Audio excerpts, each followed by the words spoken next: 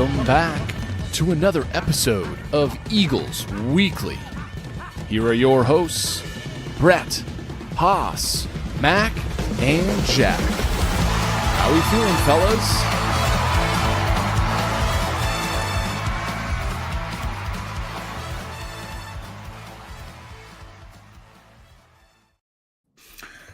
Welcome back to Eagles Weekly, episode 32. I'm one of your hosts, Brett Ryder, joined today by my international marketing guru, Mac Hutchinson. Mac, how are you doing? Doing good, Brett. Doing good. Late night show here from the Eagle Daily guys. Yeah, man, we're 10 days away. 10 days away from kickoff. From the Eagle Daily headquarters. Headquarters. Hell yeah, man. Yeah, 10 days. That's very, very soon. Who thought we'd be here? I honestly, it's even thinking the other day when Coach was talking about transitioning from training camp into like game week practice. It seemed very weird question to ask in the first place, and then I'm like, oh shit, we're 2 weeks away. Now we're less than that, but at the time it was like, Jesus Christ, we're 2 weeks away from the season. You got to be kidding me. Yeah, like camp's pretty much ending. We're wrapping up camp. Mm-hmm.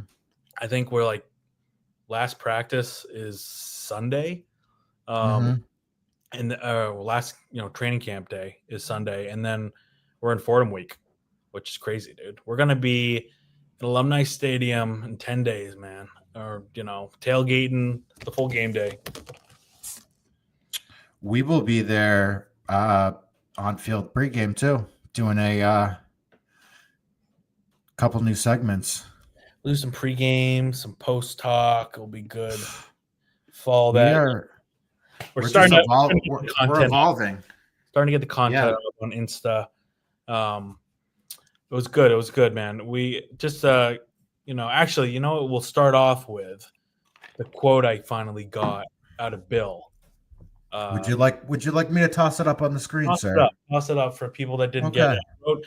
So if you want to go to eaglesdaily.com, I just wrote the column on this. But for people that don't know, obviously I'm a big Boston guy, die hard all the way, obviously. And we know, Boston's a pretty pro sports team. And my big thing was I asked Father Leahy this question at Pinstripe Bowl earlier this winter. If you guys remember this, I asked him, hey, Father Leahy, BC's a pro sports town. Can Boston College be that fifth team? And of course, Father Leahy gave a very, his administration, which is very educational forward, president, which is great. We love him. He did great things for Boston College.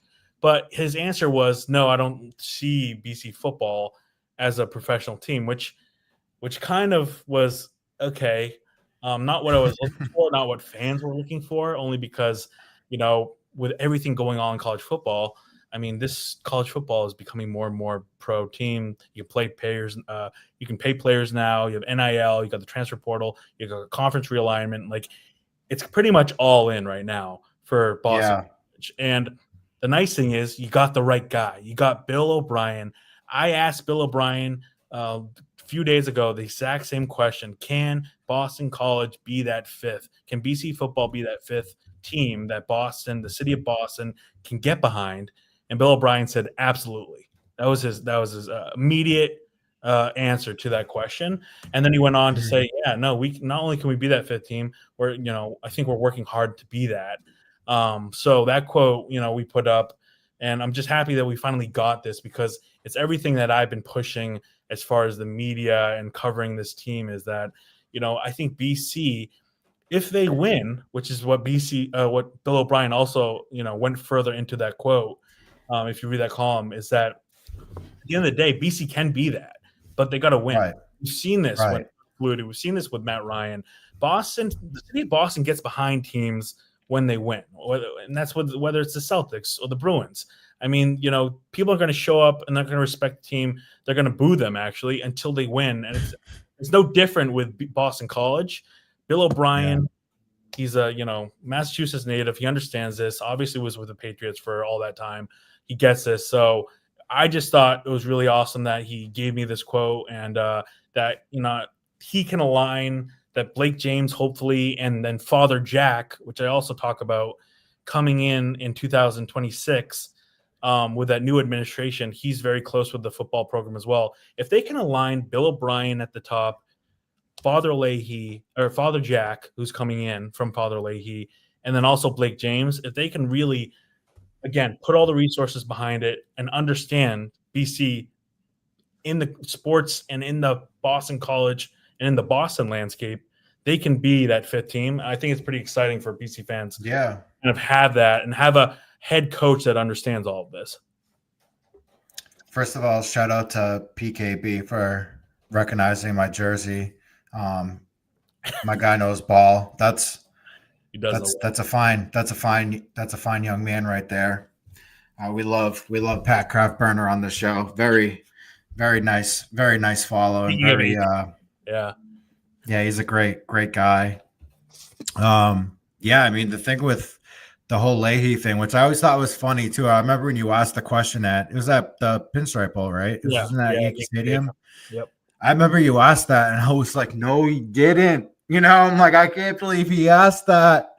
The fucking balls on Mac to ask that question, like, good for him type of deal. But in all seriousness, it was like you asked the question and you got the answer that you knew he was going to give, right? Like, you knew he was going to give you that, like, non-committal, middle of the road with the underlying of, like, I don't truly care / support the success of the, we knew, like, we already knew that was kind of coming. I just thought it was funny that he did answer it in that sense. To hear Bill really not only say that, like, that's kind of what they're working towards and like that's like what they aspire towards with this, but it's like understanding that, like, they're not there yet, right? Like, they're not the fifth team in Boston, and kind of knowing where they are and being okay with that, and really taking the steps in order to what it will be in order to become, kind of like a seat at the table with the Boston sport teams, with the pro teams. And we talked about it off air too. Like, the only team that really is going to be truly followed and celebrated, win, lose, good or bad, is the Red Sox. Like, every other team in this town, like, yeah, of course you do have, like, the core fans that stick with them, like, good or bad, but the fan base wavers, right? Like, the fan base definitely goes up and down with, like, who's winning and backs away from who's losing. With BC, like, you haven't really had any reason to hop on board, right? Like, you talk to someone about, BC football, and it's always kind of like, well, you guys go 7-6 every year. And it's kind of like, yes, that's very true. We do. We do go 7-6 every single year. I understand. And now that I'm saying this out loud, I'm not sure why I am so involved, but I am. Yes. But I think me reading this quote, like, really what it tells me is, like, he understands the outlook of the program currently, and he also understands, like, the potential of the program and, like, where it can go and, like, what they can accomplish. And let's be real, like, he's the person who's going to do it. Like, there wasn't going to be anyone else who was going to be able to do that. He's a local guy. He understands what it takes to win. He wants to win. He's done it in the NFL, right? Like, he's from here. So it's not like a Halfley who isn't from around this area and doesn't really know the landscape of it at all, and is kind of like blind to it and kind of just going about it like whatever. I definitely appreciate his candor on the topic. And I mean, let's be honest, man, like, kudos to you. That's a great fucking quote. Like, that's an awesome quote to get from Coach. Like, that really is. And I feel like the biggest thing for me, it comes from it, is that it's like you're saying, he understands the context of what I was asking. And I think for me, it's the urgency there. Like, he understands that there's an urgency, whether that's the college football landscape, whether that's the Boston sports landscape. He understands where BC's at, where they need to get to. But the reality is, like you're saying, BC hasn't won more than 7 games since 2009, I believe. So it's like you're saying, where has Boston had the opportunity to hop on the train, the win train, right? Like you're saying, it takes winning for these fans to get. The same thing with the Patriots back in the day when they didn't win. The fans at Foxborough Stadium, the seats at Foxborough Stadium were empty. Then they won, and then look at it now. It's one of the most one of the most valuable franchises in the world. So I think that's the thing that he understands, and he also understands the marketing piece of this. So I think for me, when I ask this, I'll give Fale some credit. When I asked this at the Pinstripe Bowl, I don't think he ever thought in the wildest dreams that someone's going to ask this question. So, and also, this is the first time I ever saw him in person. Like, when does he ever make public appearances like that, take questions from the media? So, I mean, look at the question, and, of course, didn't knock it out of the ballpark like I wanted. But I think for me, this is something that I've been working at. But just see, even from the winter to now, I think you're starting to see Bill O'Brien starting to pull the strings within the university internally, but also within Blake James, because you saw Blake James. I wrote about this in the article too. Blake James came out last week too, talking about that $20.5 million that universities now can pay player athletes. So, and he said, no, football is a priority. Obviously, Boston College, Jesuit University, we have a really good hockey program. We have men's basketball as well. But he made it very clear, no, football is the priority. And you're starting to see that influence, I think, from Bill O'Brien, where it's like he understands, hey, he's talking to probably Blake James saying, hey, this is what other teams are doing at the Power 4 level. We're at the Power 4 level. You have to put resources, which is money, to these players to get this program to the level it needs to be. So there's so many levels to this quote where it's like, you got to do it with revenue share with the AD. You got to get the university behind it with the new administration coming in with Father Jack. But then also Bill understanding it at a marketing perspective to the fans. Hey, fans, this could be a great experience. I mean, part of his quote was saying, we play on Saturdays. The Patriots play on Sundays. He's been reiterating this idea of marketing this to the Boston fan because he knows that Boston fan so well. And he's saying, hey, come to Boston College. You can have a great weekend. You can come to Boston College on Saturday, watch us go play Notre Dame, Clemson, or SMU this year. And then on Sunday, go down to Gillette Stadium, watch the Patriots play. I mean, that is him just, for me, understanding not just the moment that BC's in, but the fan and the Boston sports fan that are very diehard and they only really respect winners. And at the end of the day, Bill O'Brien's, I think, from a lot of different places, pulling the strings to try and get BC to a place where they can win consistently at the Power 4 level. Yeah, no, absolutely. And I think there's a lot to say about the Mike Vrabel connection too. And the fact that his son's on the team, or he was on the team. His son's on the coaching staff now. Consultant like, that's a big line. Yeah, exactly. That's a big deal, and just having like that connection. And I think he does have a very good connection with, I would probably, all 4. 3 out of the 4 of the pro teams, like their coaches, and then obviously like the Bruins have a connection, with the hockey team with like the draft picks and such. But I mean, he's close with Vrabel. We've seen Joe Mazzulla at practices. Alex scores, it's, I don't know. His daughter went here, so like maybe there's some sort of connection there too.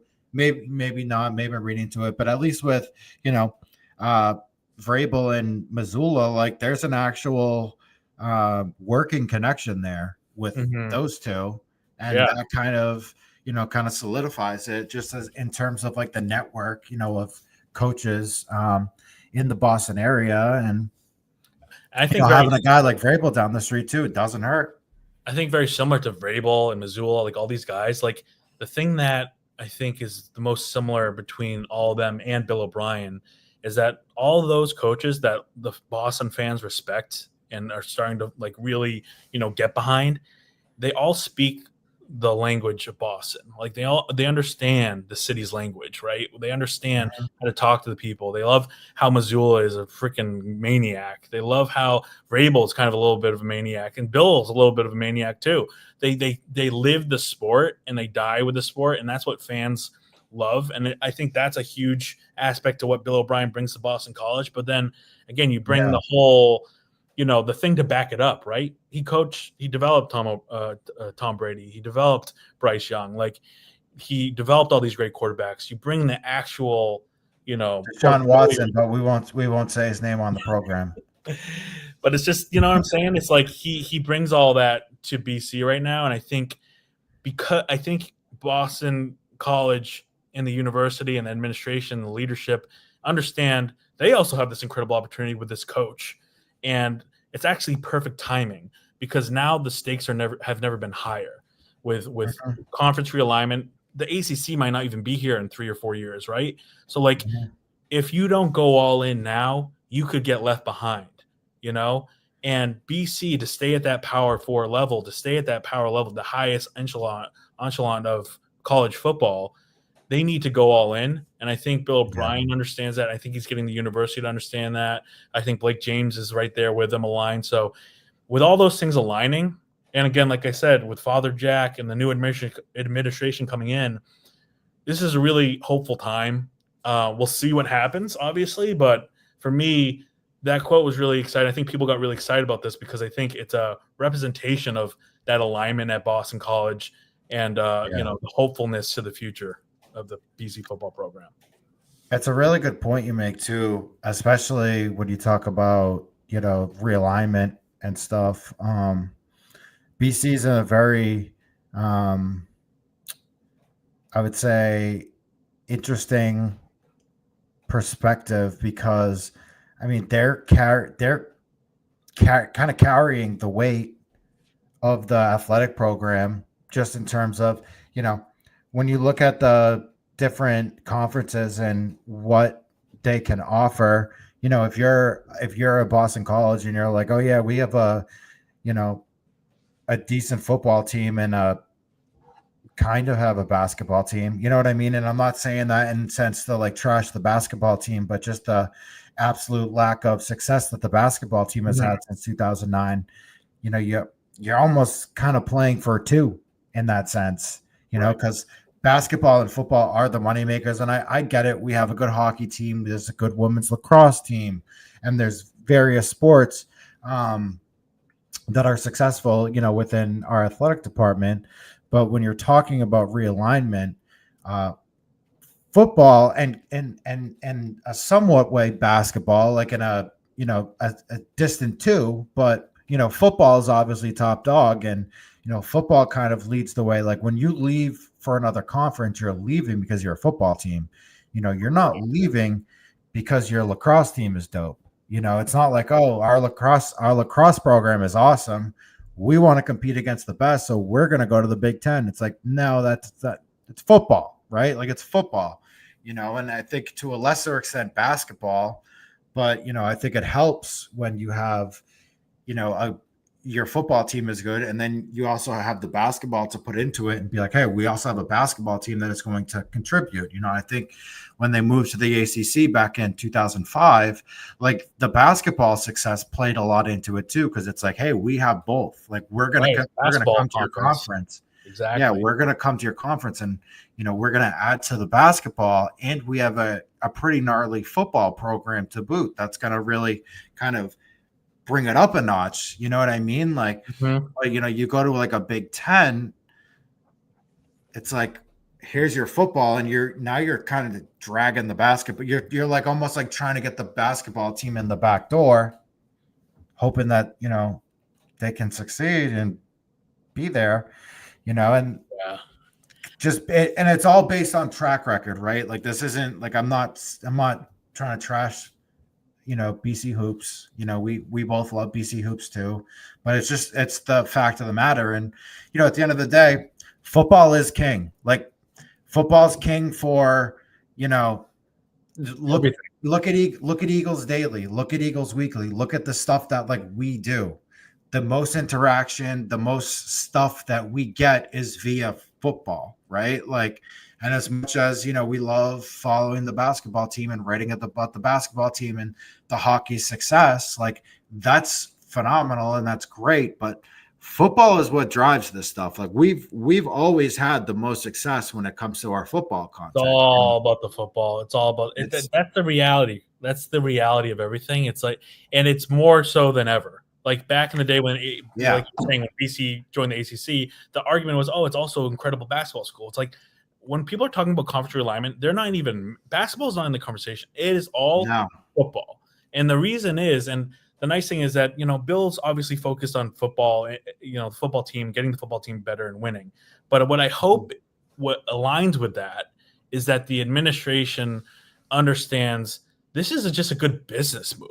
Like, forget about all that other stuff. Even like it's really good, and I would argue that. But even if you strip it all away, it's good ROI because, like, at the end of the day, football is your number one moneymaker. That's going to be the thing that not only gives more funding to your basketball programs or to your lacrosse program, your hockey program, gives back to the school, to your educators. Like, the football is what's going to bring money back into the school, but also attract more students. Like when Flutie, threw the Hail Mary pass and we beat Miami, the amount of people that are applying to Boston College skyrocketed, right? It's like it's part of your branding. It's part of everything. It's part of how people at a national level understand that. And I think what was nice was what Blake was saying was that at the national level, this football program is the facade of the athletic program. It's the facade of Boston College.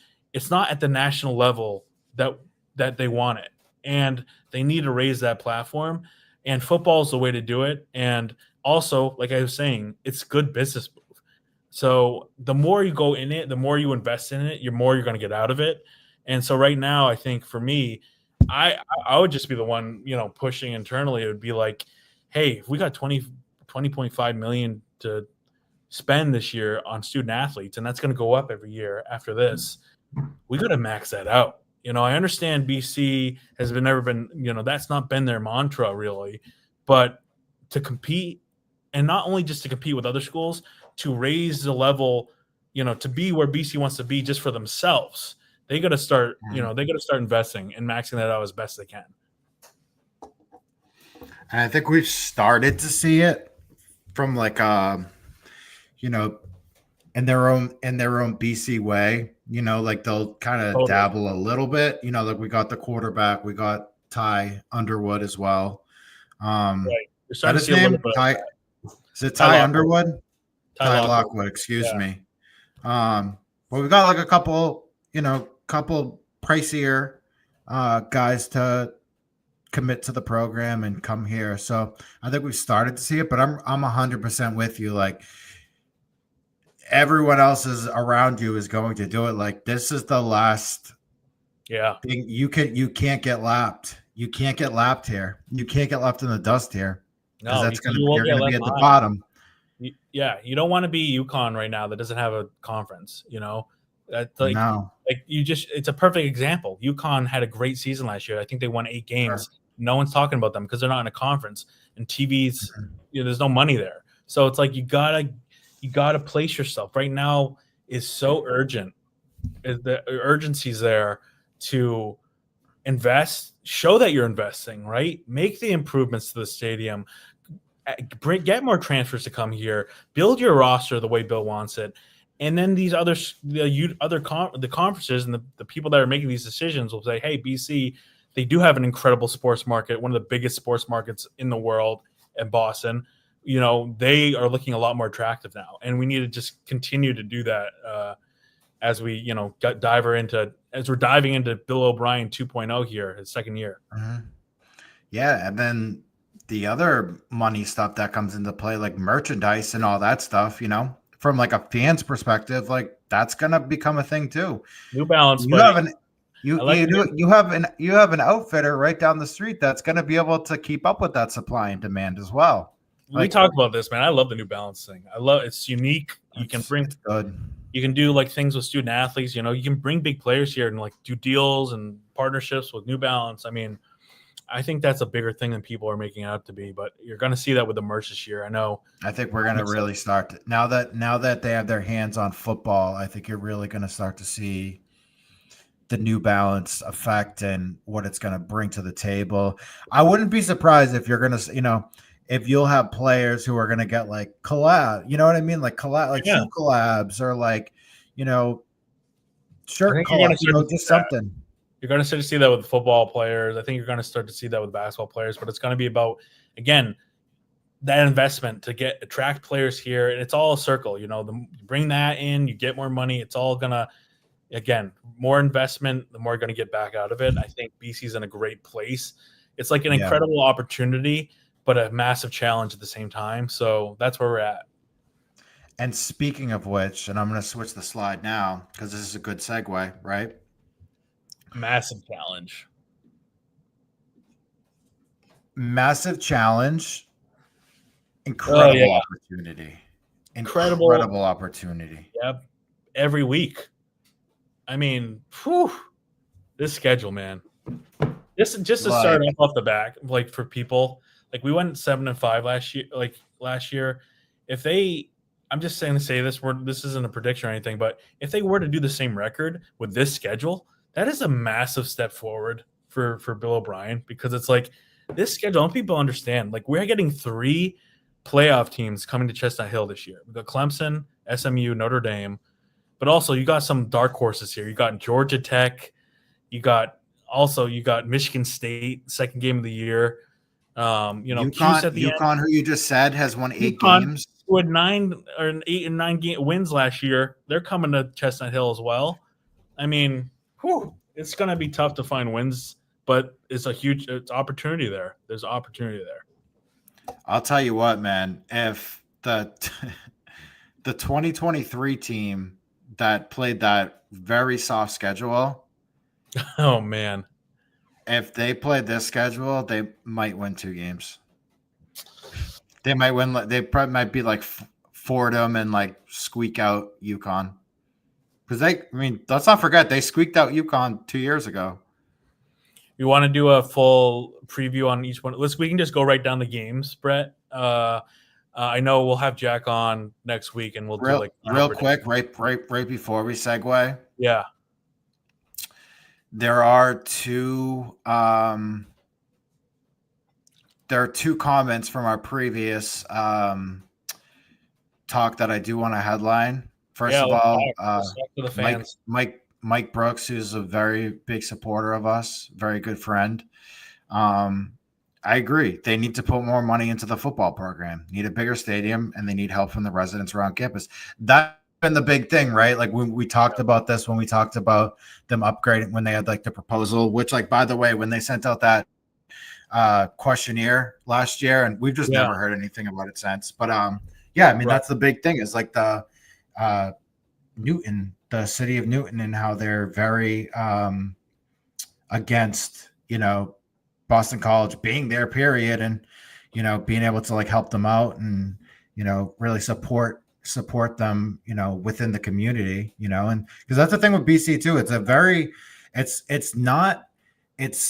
It's not super common that college football teams have their stadium right on campus. Like that's not like it's the coolest thing about that's BC. That's not a normal thing. Like when we're talking, this is the theme of probably the podcast, is that there's great opportunity but a huge challenge. Like the football stadium, right?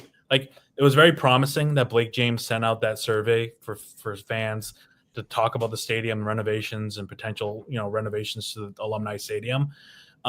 I do think that they have the right leadership there to make that happen, but it's also the fan experience. Like when we talked about this alumni and making upgrades there, you got to make the fan experience. That's just not just the stadium and making more club seats and more seats for families and things like that, and making more comfortable, maybe even getting the stands up to 50,000 or whatnot that Bill O'Brien really wants.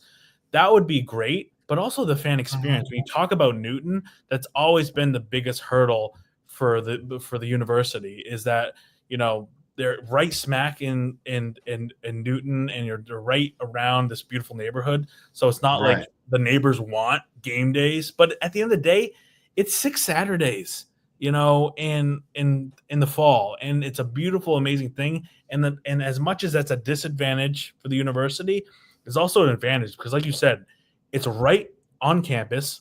Half the student body shows up to the games. It can be an incredible game day experience, but the reality is it's kind of a joking, laughing thing because BC only allows like 2-3 hours before the game, right? Like when you talk about like the Florida State fans or Clemson fans or these fans from the SEC, they'll like tailgate all day long. Or even if you go to the Patriots, you're allowed to tailgate all day long, hours after the game. Like that is a massive part of the fandom and the fan experience. And we need to find a way to bring more of that to BC. When we're talking about raising this program, getting it to the point where it can compete at that powerful level, because the fans are going to fuel all of this. Absolutely. 100% agree. And the other one I wanted to throw in here, let's see here. Right on the money. And I've been saying this ad nauseum for years. Like, massive thing, dude. This is our thing. Yeah. We want bandwagon fans. We want them. We do. Like, we want as many people to hop on board. I don't care that you became a fan in 2025. Welcome. You know what I mean? Like, oh, you just started following BC football because they're good now. Welcome. Yeah. We're here. Yeah, I never understood. We've been holding down the fort so that you would have a place to come when you were ready to hop on board. Yeah, no, this is a community. We're itching to grow this community. Yeah, in here, enjoy some college football right in the city of Boston. The stadium sits in the city of Boston, man.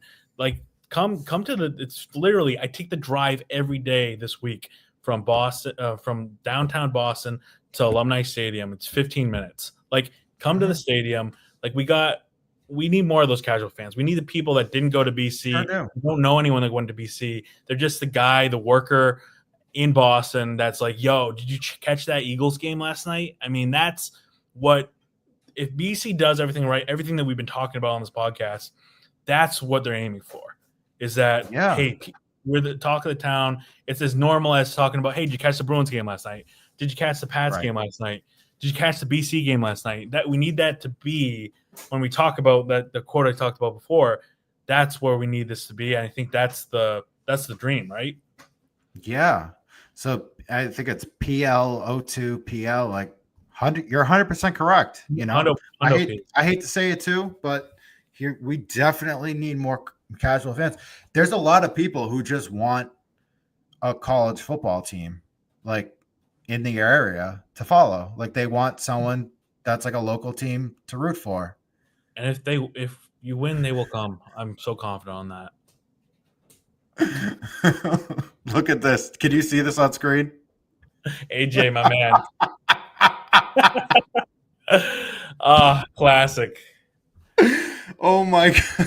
Oh my God, dude. Shout out AJ Black, Locked On Boston College. Also, the only weekly podcast for BC, guys. Go check them out. Daily podcast. We're the weekly daily. We're the only weekly. Yeah. Right. Let's make this clear. We're the only weekly podcast. He's the only game. So if you only can listen to one podcast a week, we're the guys. Do not discredit him because he does 7 times the work that we do. I don't know how he does it. Man. I don't know how he does it. That quote. He's a father too. He's a father, and somehow he just pumps out the content. That writes the articles. He has all the scoops. He's hell of a guy. And for the context, if you're not a diehard BC football fan, the context of the quote he just threw up, it will come together and it will be beautiful. It was said by our previous coach 2 coaches ago, Adazio. And you know what? He might be right with Bill O'Brien, buddy. He might be right. You know, it's coming together. It's coming together. Yeah, he said I'm the only one ill enough to do this every effing day. Well, you know what? That might be true. We need you because too many times, AJ, you are my voice of reason in the morning, when I'm driving to work or driving wherever, and it's just like I need someone to put things in perspective because I am a crazy person and I need to feel better about whatever the heck is going on with BC football, basketball, hockey. Hasn't all been great most of the time. Somehow AJ like spins it, and I'm just like, that's things are looking up, man. I had the pleasure of pretty much being with AJ every practice this training camp, and actually this will probably be good, Brett. Right before we jump into this preview for the schedule, just some notes that honestly AJ's also brought up in his podcast, but there's been some really risers in this camp that I don't think people know about. And I just want to go down the list so people can understand that real quick. And that is this deep sophomore defensive back, Sayer Torrance, has been tearing, like, just came up out of nowhere, dude. Like, just breaking up passes after he made a pass on Reed Harris, who's got like almost 6 inches on him in the end zone, I think twice today at practice. So this kid, Sayer Torrance, you're going to see him this year. He's just making plays in the secondary like crazy. The other one, Bo McCormick. This is the guy that I mentioned before, freshman, Massachusetts native, running back. We got those 3 running backs that everyone talks about. So people are like, oh, no, Bo's not going to make it. He's going to make an immediate impact this year as a true freshman. You're going to see him in the backfield. Like, as deep as this running back field is, you're going to see Bo Mack back there and make some impact. He's BB&N, right? Yeah, and I'm telling you, he's getting a lot of snaps back there. A lot of snaps. So super exciting there. Kalen Jasinski, tight end, freshman. Maybe the second best hands in the tight end group. Like, he's been. Is his dad one of the coaches? Dad's a coach, and he's been, again, huge riser this training camp. Super excited about him. You're going to see him down there in the end zone, or down there where they're trying to make plays to the tight end or passes to the tight end. So Chud, big guy. Jason Hewlett, linebacker. I think you're going to see him. You're going to see him he has a chance to be one of the starters at linebacker. He's also a sophomore. And then the last one I really want to mention, wide receiver. You know how deep this wide receiver group. You have the big 3 that I've been talking about, obviously, that everyone talks about: Reed Harris, Jaden Skeet, Lewis Bond. We can talk about those 3 all day, but Dawson Poe, wide receiver, freshman. You're going to see him this year too. He's been making plays all day, every day on practice. So I just want to mention those risers because now that training camp's kind of coming to a close, to give some hope to this brutal schedule here, I just want to mention those 5 guys because you're going to start to see some immediate impact from some of these young guys. I've heard enough. We're going 10-2. I'm just kidding. Fantastic. I look at the schedule. I see no less than 10 wins. We're getting into Delulu land now. We've entered Delulu land. We entered. I was texting with Haas last week, and I was like, probably got like 8 and 5, 9 and 4, and he's like, "Where's the Delulu takes?" And I was like, "I took his psychotics, whatever you want to call them, psycho meds." We can talk a little Delulu before we make any permanent predictions here. But I don't know how much we need to preview Fordham, dude, because to be honest, when we talk about automatic wins, this is the automatic win. And it's like the only automatic win. You never say automatic win, but this is. It's close as you're going to get. I don't even think they're that good in the FCS level, so let alone against a Power 4 school. That's going to be a win. I gotta give credit to a lot of people online though, because a lot of people have like beat me to the delusional, nutty, off the wall takes already. Like, there's people. I know you haven't been on Twitter for a while, but like, dude, people out there are already carving out like 5-0. People are like, "Hey, we're playing." And I'm just like, all right, Brett. I'll say this: if we're I'm gonna like, be a let little bro cook. delulu, before we dive further into each game here, I was looking at the schedule earlier because I knew we were gonna preview this. I could make an argument for starting out 8-0 going into Notre Dame. What? I could make an argument. Now, it's not going to be disclaimer. This is like it's a possibility to go 8-0. It's not like this. I think this is going to happen. I love this. But can I just say, I love it. I know we're talking about the first 5 games. What are the first 5 games? Are you 4-1, 5-0 going to Clemson? I'm talking. There's a possibility that BC goes 8-0 going to Notre Dame. And just really briefly, if you look at the schedule, everything comes down to Michigan State week 2. If you beat Michigan State, you're winning the next 3 games. You're taking out Stanford, you're taking out Cal, you're taking out Pitt. So you do start out 5-0 and you're going into Clemson.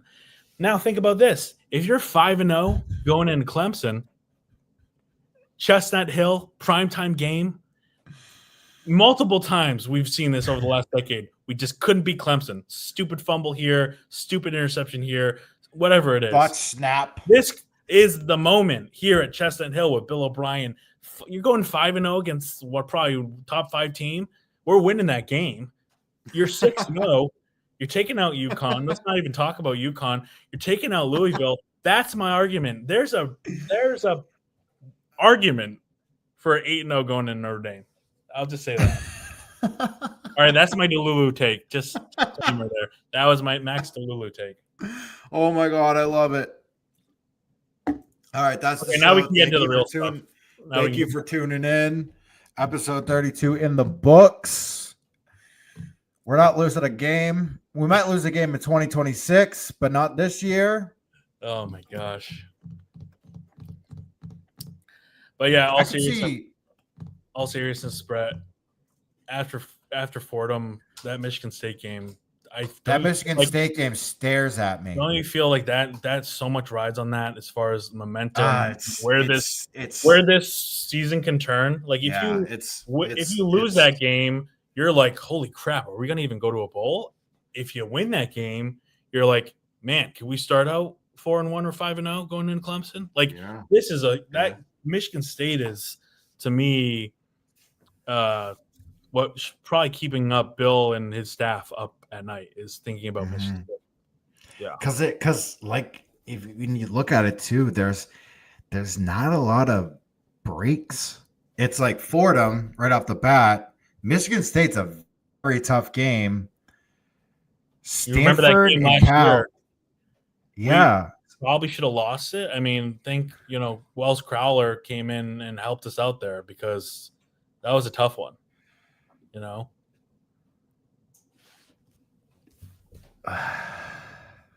going to be a tough one, right? On the road tough. In Michigan. That's tough. Their quarterback's got to be better too. And I'll say this, you better win this game because you have to travel back from Michigan to Boston, and then you got to travel from Boston all the way out to all the way out to Palo Alto on the West Coast in the Bay Area. Why does God hate us? I don't get this. Like this is like we finally have like a nice roster.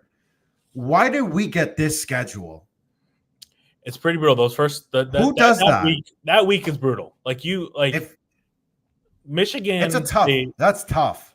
And then it's every week you look at, there's like some like little like caveat to it as to like why it's difficult too, right? Like there's not like it's like the Michigan State, they're better. The game was close last year, could beat us. It's like, all right, Stanford, who's like not that good, which like, still, but it's like, okay, it's at Stanford, difficult there. Got to come home to Cal. Cal's not bad either. And Cal, the first time, maybe, I don't know, maybe we've played them before, but there's your caveat there. Then at Pitt, like for some odd reason, we just haven't been good at Pitt recently. I know we beat them in 2019, but that was a long time ago. Like we just lost to them when they were terrible 2 years ago. Yeah. Clemson, hard, just hard. UConn, one of the best teams, yeah. they're good now at Louisville for some reason. Again, like Louisville, just like Louisville They loaded back up. Louis- They loaded back up. Louisville loaded back up. and Louisville, like they were doing cartwheels against us at their house a couple of years ago. Then we got to come back home to Notre Dame, back-to-back weeks. Notre Dame, SMU. That's crazy, bro. Like 2 playoff back-to-back teams in a row. college football teams. That's why college football teams. The college playoff teams. That's wild. And then you Georgia got my Tech. dark horse. You got my dark horse, Georgia Tech, right after. And Georgia Tech is highly dangerous. You got Highly Haynes King, dangerous. who I think is a Heisman contender coming in. Yeah. That- And then that's Syracuse. Clemson down. Syracuse Is brutal, dude. And like for everyone, like I get it. Like I like to play around too. Like the BC Syracuse jabs that they have going back and forth on Twitter. We beat them last year, but like they won 10 games last year. They're pretty freaking good. Like they're a good like this schedule is it's a gauntlet, man. That's a gauntlet of a schedule. That it's not. Well, that's why I'm saying, like, you better take care of business on the road at Michigan State because Clemson. Wait, Look AJ at just Clemson. said that someone threw 4 interceptions against BC last year. I'm sorry to cut you off, man. the Michigan State quarterback. Oh yeah, he did. And the nice thing is the secondary, I think, is also going to probably lead the league in takeaways again. Yeah, But you can't hope Yeah. that we're just going to get 4 or 5 picks Yeah. off. I That know. Michigan State quarterback again. But yeah. you really got to win that game because, like you You said, have to. Clemson That's the down. game. Clemson down, you might be underdogs in every game, besides UConn. Mm-hmm. And UConn again won 8 games last year. And that's gonna we're gonna see week 2 of the season. Yeah, Week 2 of the season is really gonna show. Yeah, Syracuse is George Rooks now. Oh God. I'll Hopefully say this, Brett. Like, if you do take care of Michigan State, the nice thing about as brutal as the traveling back and forth to Stanford is, Stanford has been decimated. So you like the pro in that is that Stanford's not a good football team, and they shouldn't be. Sure. They're scary. I've watched enough late night Pac-12 games where Stanford beats someone they shouldn't beat every year. Yeah. So still not like a They gimme. beat Syracuse last year. And then you have Cal. The nice thing is before Cal is you have a bye. So you come back home from the West Coast, you have a bye, get your crap together because, Berkeley, the guys from Berkeley are coming in. And Cal also is a little decimated right now, but again, people might be sleeping on them a little bit because they lost their quarterback. They lost so many guys, but I have a buddy that goes to Cal. He's a big follower of Cal. They have I think they just got a 5-star quarterback in. Cal always finds a good quarterback and good, wide receivers. Like, you got to take them seriously. But it scares me as like a BC person because whenever we play like a new opponent, right, we just look so lost. You know what I mean? Like it typically doesn't work. That's the PTSD in me. That's like the unresolved trauma that I have. Oh, there'll be a WTF loss somewhere. You just hope it's not in those first 4 games, right? Yeah, because it keeps coming back to that Michigan State game. Like the Michigan State game is going to set the tone for like what the year is going to be. It's like, do you want to have a special year? Or are we looking at are we trying to like scrape together to go 6-6, again, or 7-6 again? So You better have the momentum too, because when you're going to, then you go to Pittsburgh on the road, your 5th game.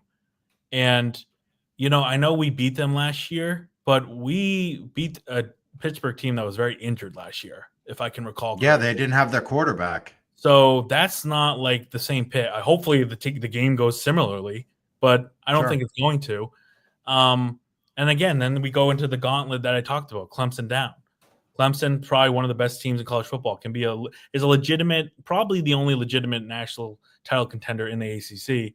Like you're going to be facing, one of the best quarterbacks in college football too, Klubnik. So that's brutal. UConn, like we talked about.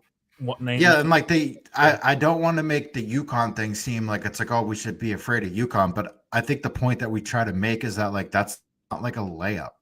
and that's No, not like a right. fine-tuned game. Like you should That's win not that like a game where, yeah, absolutely. Got to win that game. No questions asked. You can't lose that game, but still, it's not like it's UConn. This is like a program on the rise. Their coach has been doing a great job there.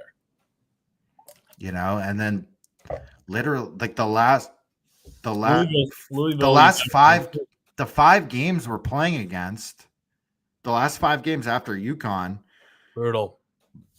4 of those teams are all going to be projected to finish in the top 5 of the ACC. They're all Notre Dame, SMU, Georgia Tech, legitimate shots at the playoffs, the college football playoffs this year. I don't know if people have gotten my take on Georgia Tech, but Georgia Tech, I think, is my dark horse. I think Haynes King, I'm a big fan of Haynes King. I think he's a really talented quarterback. Not only do I think he has got a Heisman contender, but I think if you look at Georgia Tech's schedule, they have a chance to go on a significant run and make the playoffs this year. So Georgia Tech is a scary game for me.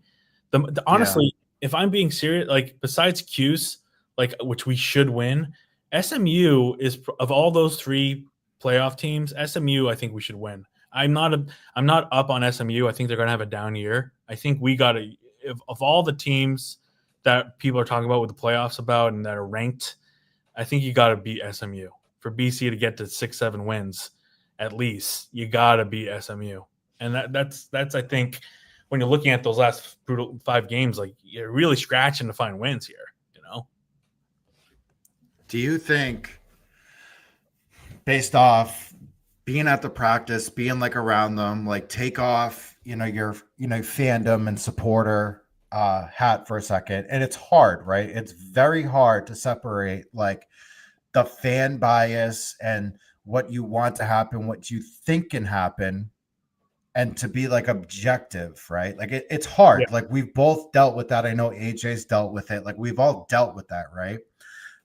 Can you objectively look at this schedule and say, and just say like, yeah, I think they can go 8-4 or 8-5, 9-4. Like, can you look at the schedule and say that? And what are some of the things that like need to happen? Like, is it like Dylan Lonergan needs to be a superstar? Is it the line needs to be freaking crazy? Is it Turbo Richardson needs to be a superstar? Is it all 3? Like, is it I guess what I'm asking you, because like you have been around it, AJ's been around it, like all these, you guys have like been close. You guys have been watching them. Like, is it a delusional take to be like, yeah, they can win 9 games? Yeah, so I already gave my fan perspective at the top there. The 8-0 going into Notre Dame. We all know my fan, what I want. What I think, and what you're getting at, Brett, as far as what I've seen at practice, the ceiling, I think, with Dylan Lonergan there is higher than people think. And I think the floor, though, with your, again, first year quarterback, I think is also low based on this schedule. So there's a serious threat if you're not prepared and things don't go well, or you're an injury or two, that you could miss going to a bowl. Now, on the flip side, I think that if Dylan Lonergan continues to get better, which I'm telling you, since he was named QB1, he's gotten better every single day. And especially this past week, I think he's gotten significantly better. It shows that his ceiling's high and that he can continue to improve. So for me, if Dylan Lonergan can continue to do that, the ceiling is also a lot higher. So what I'm saying is, I think the floor, because of the schedule, is low, but I think the ceiling's higher than people think. It's all going to come down to the quarterback. As much as people want to say it's this, that, it's the wide receiver, it's quarterback. And I think Bill O'Brien, you got the right guy because he's the quarterback guru, right? Like everything is about the quarterback. And we can talk about all these other things that BC doesn't have or does have, like the O-line, for example. Oh, there's some O-line concerns because they have to replace 3 starters from last year. But again, it's also, that's what the big factor there is, how the quarterback plays. if Dylan Lonergan, which can get the ball out quicker, he can do his reads better, he understands the progressions, he's starting to like improve all these things.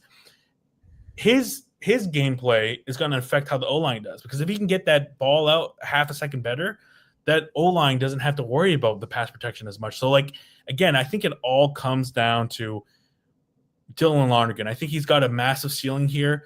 Is he going to – I think he's got potential to be that star.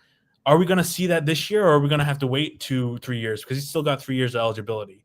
So when I look at this schedule, and if you're looking for that really amazing 8-9 win season, it's all going to come down to Dylan Lonergan blowing everyone away. He's got the potential and the ceiling for that. In reality, I wouldn't expect that to happen his first year as a starter, but it's there. And I'm seeing that on the practice field. You see that potential. You see that improvement, consistent improvement every day. And you see that his ceiling's very high. And I think that was what recognized. I think that's why Bill at the end of the day gave him the starting position, because that ceiling is so high and he has that potential. And the only way where BC does get to that 8-9 wins is probably with Dylan Lonergan. So he's going to ride that risk there. So that's, I think, my biggest take on this is that for us to get to that ceiling, it's going to come down to Dylan Lonergan kind of shocking this conference and being like, man, that 4-star from Alabama, he was the real deal. And I think there's potential for that to happen this year, but he's going to really have to, from the jump start, get maybe his feet wet a little bit with Fordham, but it starts right out of the gate with Michigan State. He's going to go on the road and get his first win, and then he's going to go out to Berkeley and go out to Cal and get his first ACC Power 4 win too. So it's like he's got to develop quickly and exponentially from this moment on. Yeah, absolutely.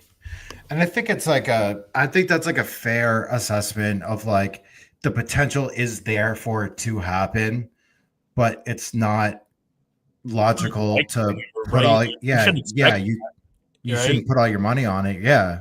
But like you can, and even if it's not like this year. The nice thing is, like, for him, you just think about it personally. Like, I think he's in a great position where he has that opportunity and he can continue to develop, but it's not like he's got all the pressure in the world to be that. Like, say he was at Alabama, right, and he was named the starter, he'd have all the pressure to do everything I just said, right? He's at BC. We hope that he can do that, but, like, this is only Bill's second year. This is only Lonergan's first year starter. Like, this is like almost like a gimme.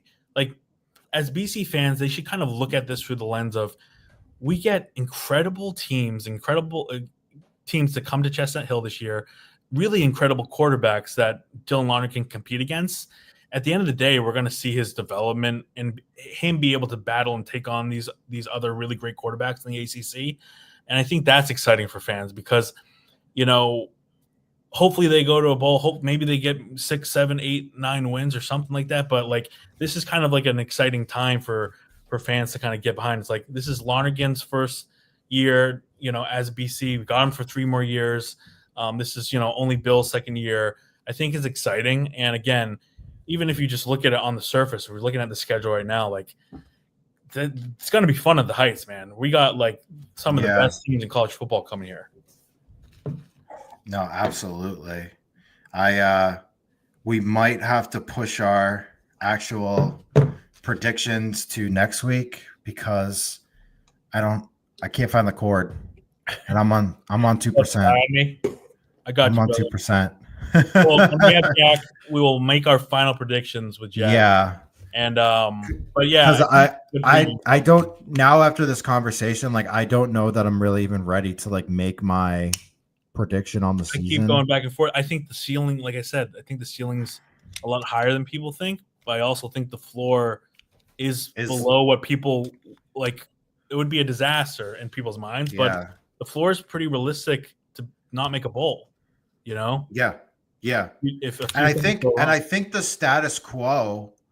I don't think people understand that, like, the status quo here would actually be a step forward because the schedule's like, if they went 7-6 again this year, I don't think people understand that, like, that's a step forward for them just in terms of, look at this gauntlet that they have. Like this is not an easy schedule. Like this team, maybe this team with last year's schedule probably would have won 8 or 9 games. Like 2 I said, years ago, they probably would have won every game. I think I said this at the top. You matched the record from last year. I think that's a major success with the schedule. I Find a way to get don't this- disagree. Yeah. I don't disagree with you. And I put that on, I think I put a poll up recently and just said, like, if they won 7 games, is that a success or a failure? And a lot of people said failure, but like I don't think people have looked at this people don't schedule. people don't understand because Yeah. they don't see that like this schedule is very difficult, right? Like this is a difficult schedule. Mm. There's no breaks in it. Like this, our guy O2 PLO2, like they're not. I mean, they're not scheduling the Rhode Island A&M Tech States in November to break As it a up. fan, you're like, you love the schedule though, and you love that they're going after. You're just like, Yeah, team ready for it. Is Bill hasn't got, he's only Michael, yes, AJ, as Michael Terry says, just win. win. Yeah.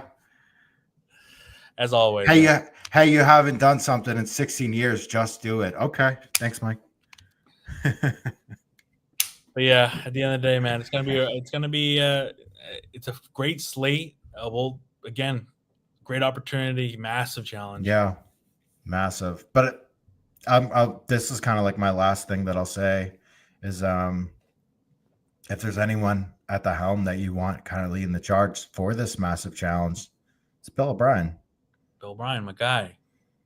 He gets it. Next week. Awesome. I mean, yeah, next week, couple days, whatever however it breaks out, we'll probably get our season preview out, or not season preview, but like Fordham preview, season predictions, all that good stuff. We'll get it out early next week. Yep. We'll get. You have all your Fordham stuff out next week. Maybe we could get a Locked On host. That guy with that great guest quote. star. Maybe we guest star in our episode. Maybe that'd be cool. Locked On Eagles Weekly. Locked On Eagles Weekly. Locked On Boston College. I like when he has the I like when he has the thing that comes. You're tuning into Locked On Boston. So good. All right. Yeah. He said I'll be there. Perfect. Yeah. So we'll do that. We'll get like some predictions. We'll get some wonky stuff. We'll get all our crazy thoughts out and we'll kind of go from there. But like, we're here. Like we're here now. Like we're here, man. 10 days, less than 10 days away now that we're recording this. It's going to be, we're basically a week away. It's going to be fun. It's going to be fun, man. Just, getting back in the Alumni Stadium and out there tailgating and the fans and everything. Like, that's what college football is all about. That's why we love it the most, man. All right. As always, follow us on eaglesdaily.com and Eagles Weekly. And, please continue to follow us on Instagram and TikTok. We're putting a lot more content this week. And as always, go Eagles.